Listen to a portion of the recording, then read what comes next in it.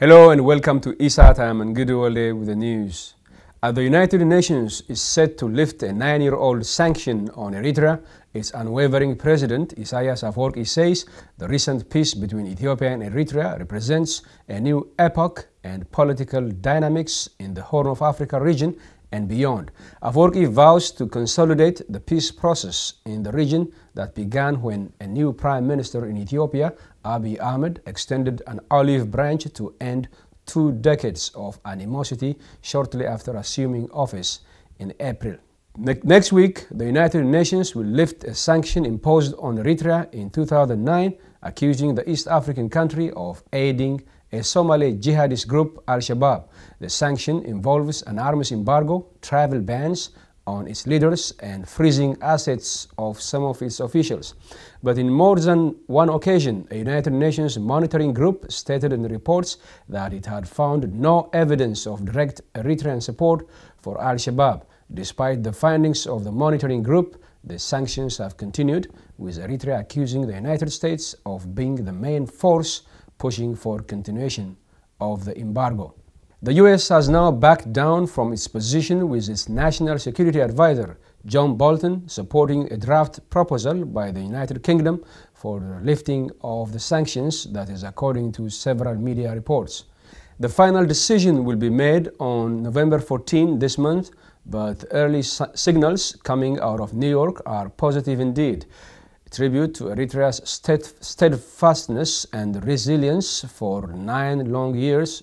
That's according to Eritrean Minister of Information, Yamane Gebremasqel, in a tweet over the weekend. Regional analysts say Eritrea's recent peace deal with Ethiopia that ended 2 decades of no war, no peace situation, and its effort at peace with neighboring Djibouti and Somalia have led to the lifting of the sanctions. At the UN General Assembly in September, Ethiopia, Somalia, and Djibouti called for an end to sanctions on Eritrea. Meanwhile, Eritrean President Isaias Afwerki said the utmost preoccupation of government and people of Eritrea is consolidation of peace process that has ushered in a new epoch. That's according to a translation of his exclusive interview with the national broadcaster by Gebremasqel. The peace process transcends Ethiopia's full acceptance of the Boundary Commission ruling and represents new forced epoch where external subterfuge of controlling the region have been vanquished through resilience of the Eritrean people, political dynamics in Ethiopia, and global developments. That's according to Afwerki's statement. Eritrea gained its independence from Ethiopia in 1993, but 5 years later, war broke out between the two countries over a disputed territory. A 2-year trench war claimed the lives of some 80,000 people. Ethiopia's Prime Minister has formed a new press secretary in a bid to provide timely information to the media and public on the works of his government and regional administrations.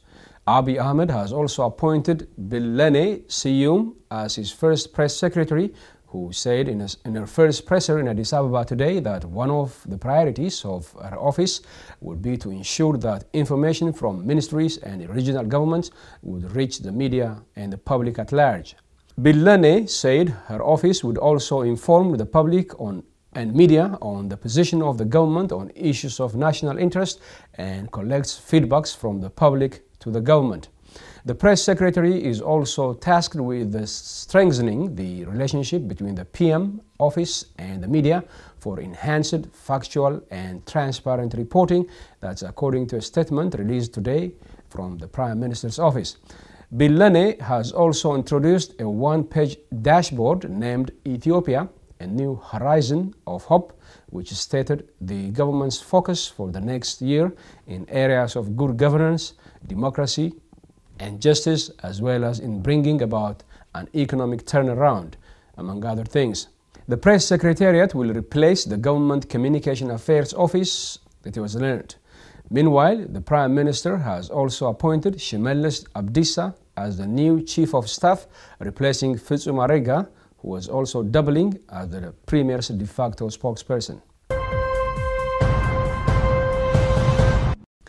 And finally, the Prince of Wales has acknowledged Britain's role in the transatlantic slave trade, but stopped short of giving an official apology, which is likely to disappoint campaigners who have long called on the British royal family to do so. Prince Charles, the heir to the British throne and next head of the Commonwealth, is in West Africa. According to a BBC report, in a speech at a conference in Ghana's capital, Accra, the prince said the appalling atrocity of the slave trade and the unimaginable suffering it caused left an indelible stain on the history of the world. Britain outlawed the slave trade in 1833. It has never apologized for its role in slavery. Reparations to the tune of $22 billion in today's money were paid to former slave owners to compensate them for the loss of their human property, but slaves themselves did not receive reparations, nor have their descendants.